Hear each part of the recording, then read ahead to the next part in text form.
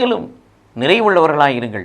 இதை இயேசு கிறிஸ்துவுக்குள் பிரியமான என் சகோதர சகோதரிகளே, இந்த நிமிட நச்சரிக்கை இயேசுவின் நாமத்தில் நான் உங்களை அன்போடு அழைக்கிறேன்.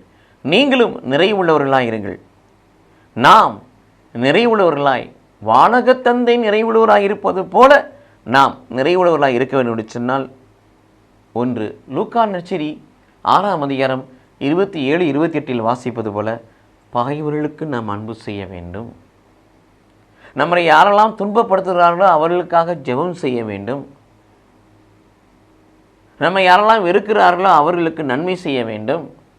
நம்மை யாரெல்லாம் சபிக்கிறார்களோ அவர்களுக்கு ஆசீர் கூற வேண்டும்.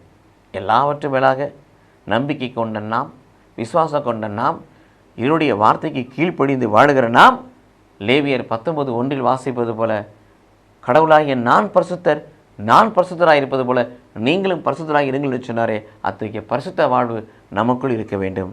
இப்படிப்பட்டவர்கள் வானக தந்தையைப் போல நிறைவுள்ளவராக இருக்கிறார்கள். நாமும் நிறைவுள்ளவர்களாக இருப்போம். கடவுள் நம்மை ஆசீர்வதிப்பாராக. ஆமென்.